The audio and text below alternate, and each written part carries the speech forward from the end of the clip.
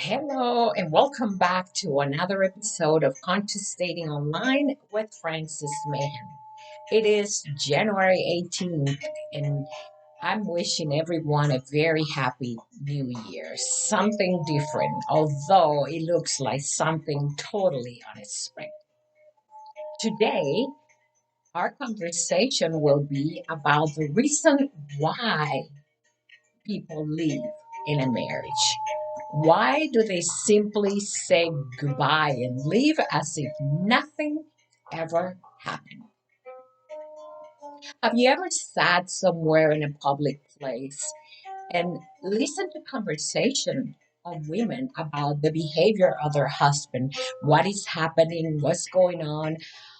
Sadly enough, they converse about how unfaithful their husband is and what is happening, how they're walking away, how much it hurts. I once sat at a coffee shop, which is very common in Dubai. In the summertime, everybody goes out and sit in the afternoon and late evening to just relax and enjoy the outdoor ambience. Of course, you know that in the Middle East, it is acceptable for men to have more than one wife. Although they say they're very modern and they no longer do that, it does exist. And it is unfortunate for some of the expats who live there with their wife to get influenced by the fact that the temptation of having more than one woman is irresistible. There are a lot of single women from all over the world, some visiting, some living there, some providing services such as hostess, nurses, and hospitality in general from all over the world: Europe, Asia, Middle East, India, you name it. And there are places that comfort that need for men. To each his own, which I respect everyone's customs and nationality and desire to do as they wish. However, it is a fact that more than often men in the Middle East who are expats end up leaving their wife for another woman. The question is, when that happens and you sit around and listen to conversation and ask yourself, could that happen to me? And you may be sitting there with your husband thinking that you have the most perfect marriage in the world and nothing could happen. You see, it is not about how concrete your relationship is at the time. It is mainly about the foundation and the reason why you got married. And the question is, why is it that in some relationship nothing can disrupt? No temptation, no other women, no sex, no pornography, nothing. While in others there is a weakness to allow that to happen. And the reason being it is the foundation. And that means, why did you get married? What was it that attracted each other or you to this partner? Have you ever asked yourself that question? I know I have. And I came to the conclusion that the reason why anyone walks away is not your fault. Never, ever, ever. It all has to do with the foundation of your marriage. And that means the reason why you got married. You see, in today's society, so many admire the fact of a better life, abundance, beauty, image, everything but the deep spiritual level of what makes a couple, of what creates a foundation in a relationship and in a marriage. Not so much at a Christian or religious level, because even in marriages that have a very concrete foundation in faith, divorce happens. The truth is that once that reason for being married wears out, One of the partner grows while the other one remains the same, seeking for the same appetite that drove them into that relationship. Whether that appetite was for beauty, sex, appearance, or false pretenses, because all these things happen. False pretenses, the idea that they can continue to get pleasure from someone and that the person will never change or grow or advance mentally, emotionally, physically, and even spiritually. And these affect not only the couple and the person that walks away, they feel a sense of guilt, even though they walk away remorselessly, as if nothing ever happened. Imagine that one day your husband or wife comes in and says, I want a divorce for no apparent reason. It is shocking, it is emotionally disturbing, and it is psychologically traumatizing because you try to ask yourself, what have I done wrong? And it's not about you. The reason for being is that which entices that person to be with you is no longer there. And they're seeking for that outside their marriage. They're insatiable with that need for whatever it is, whether it is sexually, whether it is physical, whatever that reason is that they brought into the marriage as a foundation is wearing out and they're seeking for that outside. But when that happens, kids, if you have them, get affected emotionally, psychologically, and everybody goes their own way as if nothing ever happened. Guess what? It doesn't end there. Either partner, if they don't realize what is going on with themselves, will continue to make the same mistake over and over. However, if you do some self therapy and understand what was wrong with your marriage, where did you fail, what part of it was not what you thought it was or should have been, or how did you transition and grow as time passed by, then you will never understand the reason why and you will continue to make the same mistake. Mistake number one that people make is to rebound and get into another relationship or break up that relationship to get into another without doing some self cleansing at a mental, emotional, and psychological level, maybe even at a spiritual level. When that happens, it is a vicious circle. Continue to make the same mistake. And you may get married once, twice, or three times. Another thing that people don't do when they go separate ways is take their time to work on the self, on self healing, on self maturity, on emotional rebounds, on spiritual rebounds, so that you can be stronger and more stable next time you get into another relationship. And that relationship, in essence, lasts longer than the last one. It is being said statistically that from the age of 20, 22 to 28, the rate of divorce is 25%.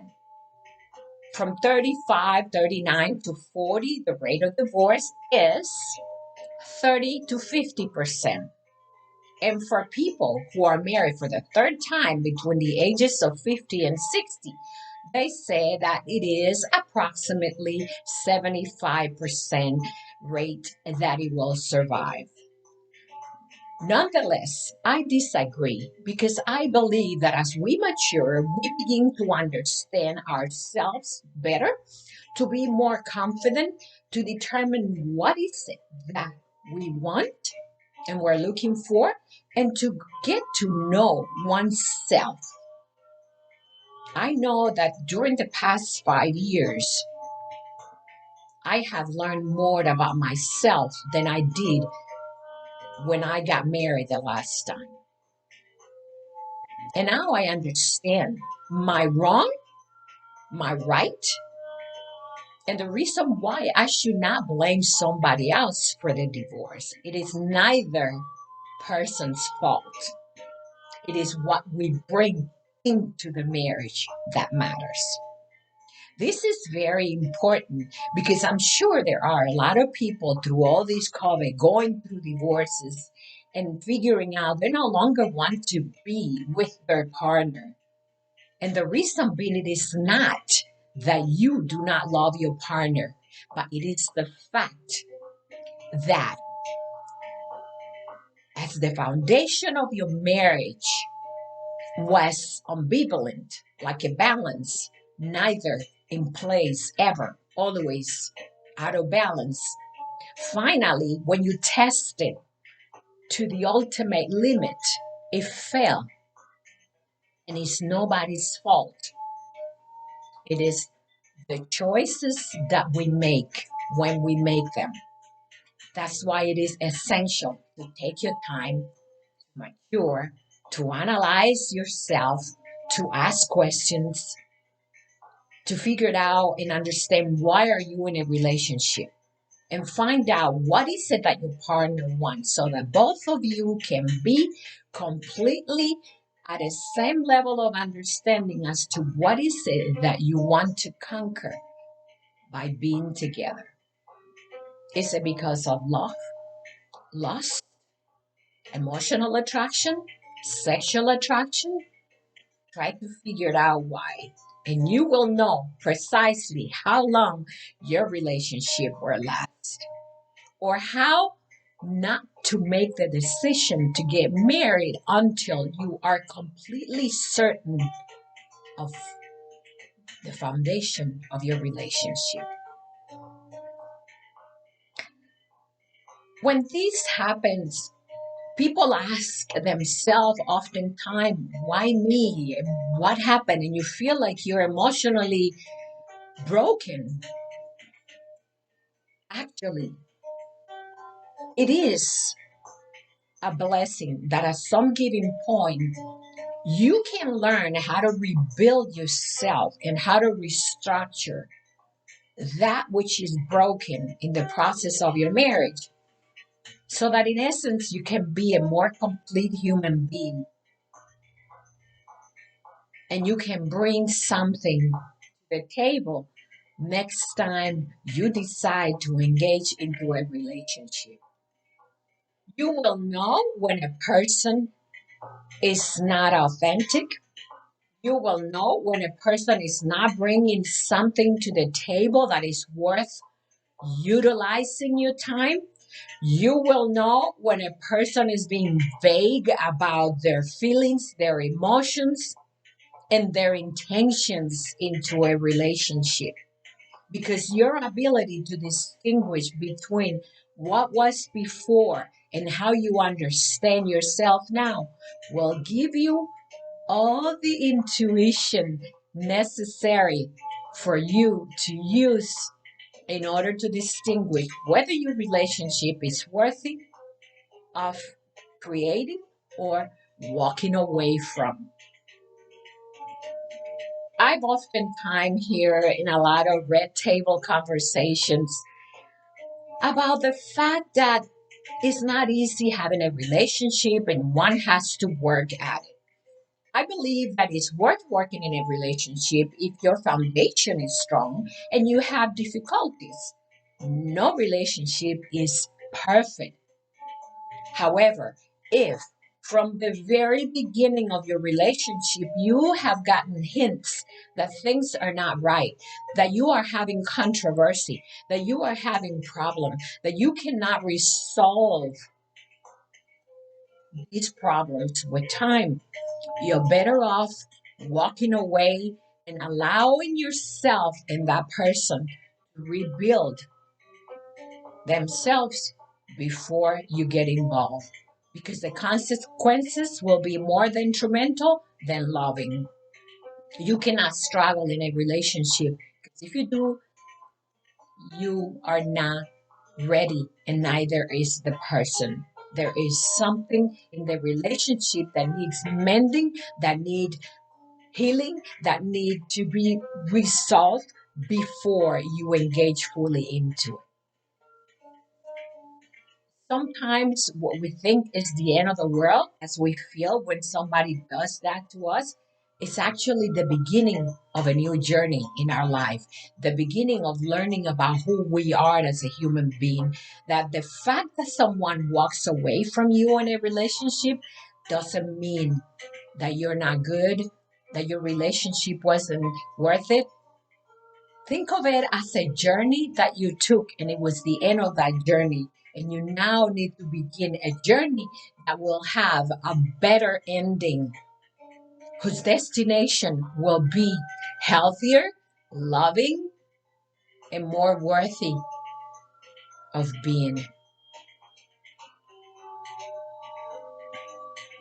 Relationships are hard work, but the most difficult aspect of relationship is not our partner, it's knowing about ourselves.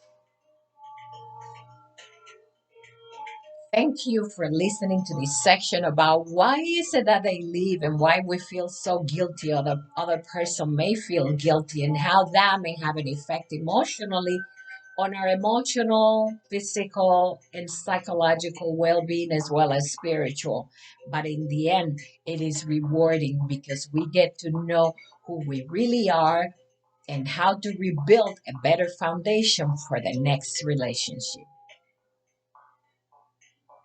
Love and light. This is Francis Mahan from Conscious Dating Online. Have a wonderful week. Goodbye.